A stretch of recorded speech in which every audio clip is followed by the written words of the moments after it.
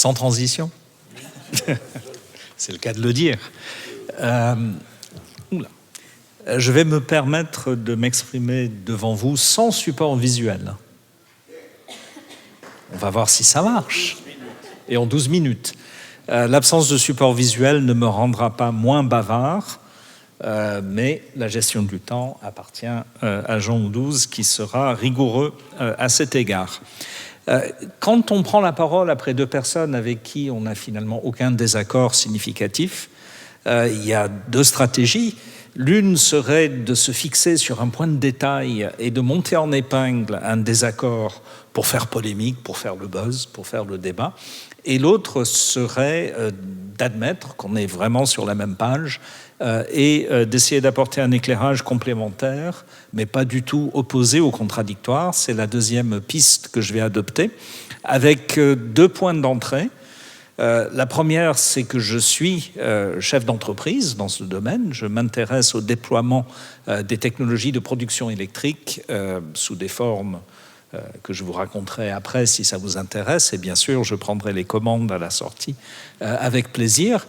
Et le conseil et l'accompagnement des entités, notamment publiques, qui sont confrontées à ces problèmes. Et donc, je prends les choses par le petit bout de la lorgnette, à mon échelle, d'acteur modeste de cette transition écologique sur le plan entrepreneurial. Et en même temps, je viens des sciences sociales. Et c'est peut-être un éclairage intéressant ici aussi que d'adopter un angle résolument social, voire culturel, sur ces questions, en complément des questions, des approches économiques et techniques qui ont été développées précédemment. Et de ce point de vue-là, une chose me frappe, vous aussi sans doute, qui est très liée à l'actualité, y compris l'actualité politique la plus brûlante. Nous sommes globalement tous d'accord ici, sur ce podium. Mais dans la société, ces questions font clivage, et de plus en plus font clivage méchant. Pas juste un clivage de désaccord, mais un clivage d'opposition frontale. Et les questions liées à la transition écologique au sens large, énergétique, mais aussi agricole, par exemple, deviennent parmi les clivages structurants de l'émergence de forces politiques nouvelles, dont on a vu notamment tout récemment le succès électoral aux Pays-Bas, précisément sur ces questions. Alors certes, davantage sur la question de la transformation agricole que sur celle de la transition énergétique, mais elles sont à bien des égards inséparables. On a donc un paradoxe qui nous appelle à adopter une perspective sociale et culturelles sur ces questions qui ne font pas consensus là où elles ont besoin de faire consensus, c'est-à-dire auprès de tous ceux qui devront porter cette transition. J'ai été frappé par le graphique que vous avez montré de l'AIE, et là c'est peut-être le point de détail sur lequel on pourrait avoir un désaccord, qui montre la part absolument minime des transformations comportementales dans la transition écologique. Et pour les raisons que je viens d'indiquer, mais aussi pour des raisons plus profondes, liées au rôle des consommateurs dans le pilotage des systèmes de production, je ne crois pas un instant que la part du comportemental soit vraiment aussi faible que cela. Parce qu'en réalité, qu'il s'agisse de choix d'équipement, de cycle de vie de remplacement des équipements, des questions d'acceptation des protocoles d'efficacité qui sont souvent des protocoles de pilotage intelligent ou bien sûr, a fortiori, des questions de sobriété, sans même parler des enjeux de la justice ou de la solidarité ou du partage des efforts, le comportemental est sans doute beaucoup plus présent qu'on ne le suggère parfois dans les analyses technico-économiques.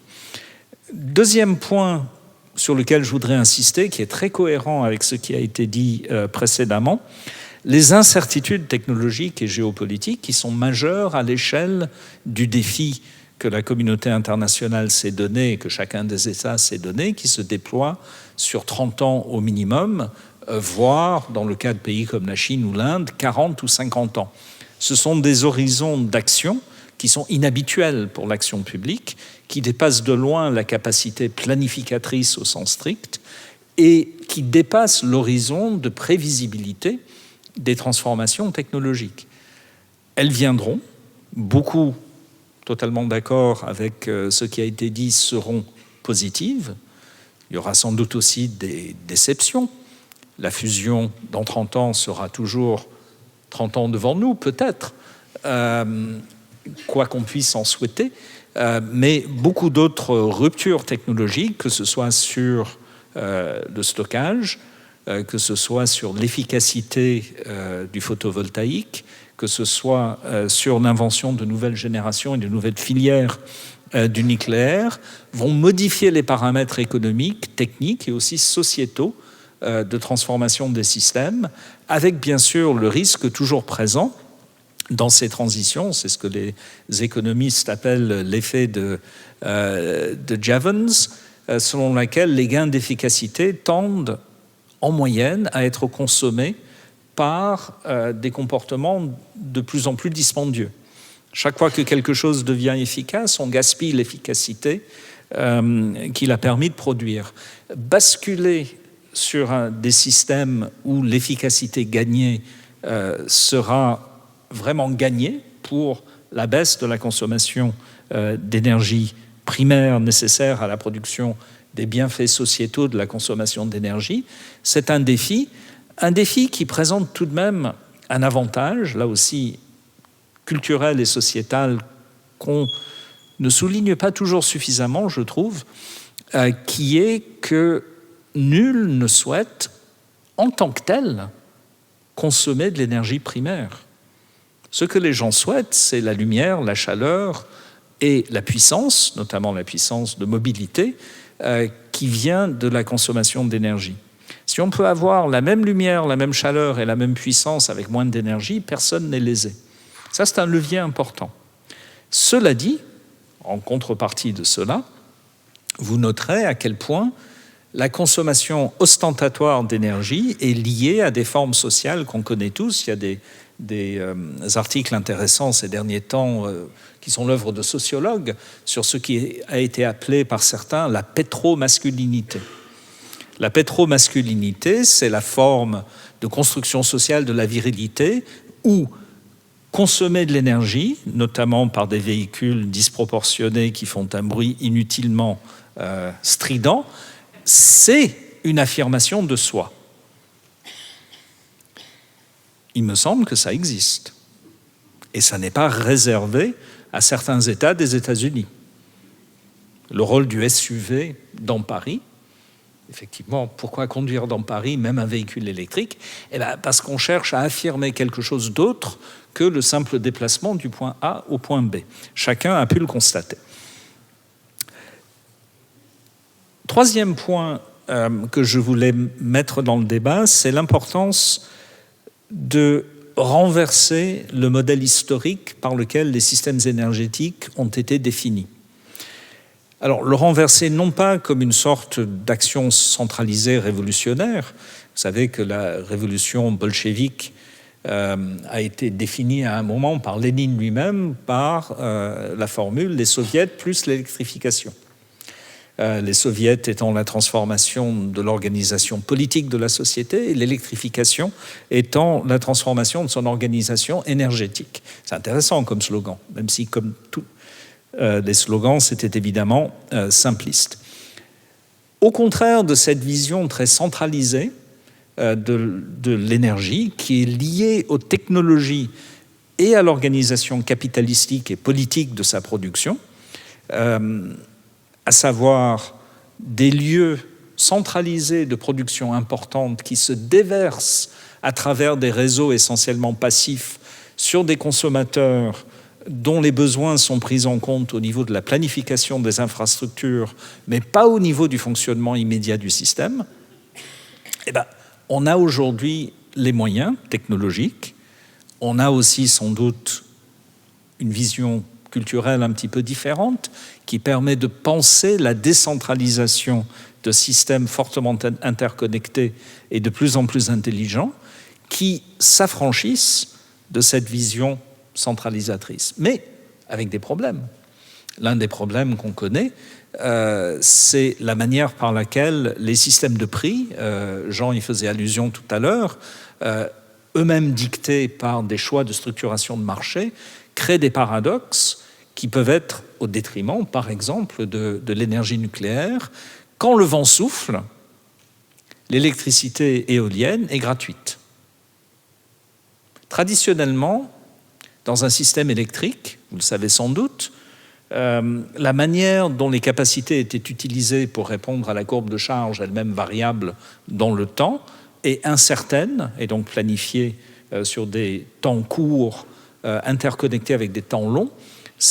On fait fonctionner d'abord ce qui coûte le plus cher en coût d'investissement, qui a en général des coûts de fonctionnement très faibles. Et donc d'abord les grands barrages. Ensuite le nucléaire qui coûte cher à construire mais pas cher à faire tourner.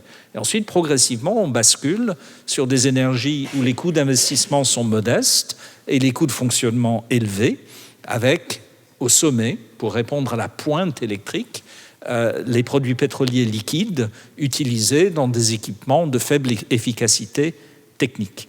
Et comme ça, on assure, face à une demande incertaine et variable, l'efficacité la plus grande.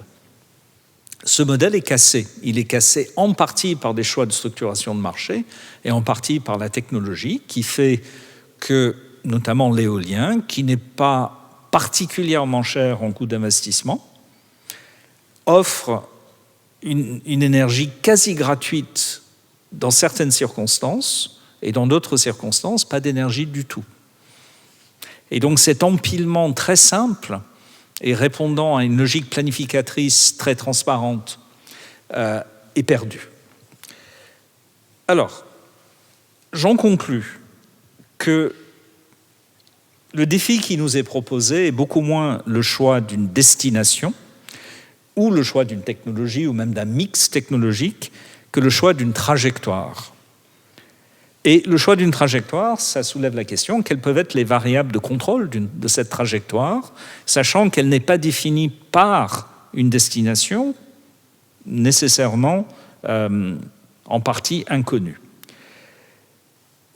Je mentionnerai 5 choses en conclusion qui me paraissent être les constituants de ces variables de contrôle ou de cette variable agrégée de contrôle.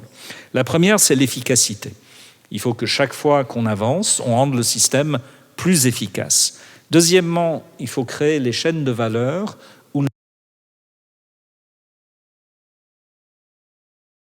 reconnues pour la valeur sociétale essentielle qu'elles ont. Troisièmement, variable de contrôle, il faut qu'on garde la robustesse des systèmes. Il y a un risque, en effet, que les transformations dégradent cette robustesse. Quatrièmement, j'y faisais allusion au début, l'incorporation sociétale de cette transformation est nécessaire à sa réalisation. Si on essaye de faire ça contre l'esprit public, l'esprit de la société, les types de clivages auxquels je faisais allusion tout à l'heure vont être de plus en plus vifs et peuvent mettre en péril pas seulement la transition énergétique, mais aussi d'autres valeurs auxquelles nous tiendrions. Et enfin, et là je revalide ce qui a été dit précédemment, le maintien d'une dynamique d'innovation, y compris sociétale, au niveau des usages, et pas seulement des technologies de production, qui est la condition pour que la transition soit une transition de l'intelligence créatrice et pas simplement une transition de la planification abstraite. Merci.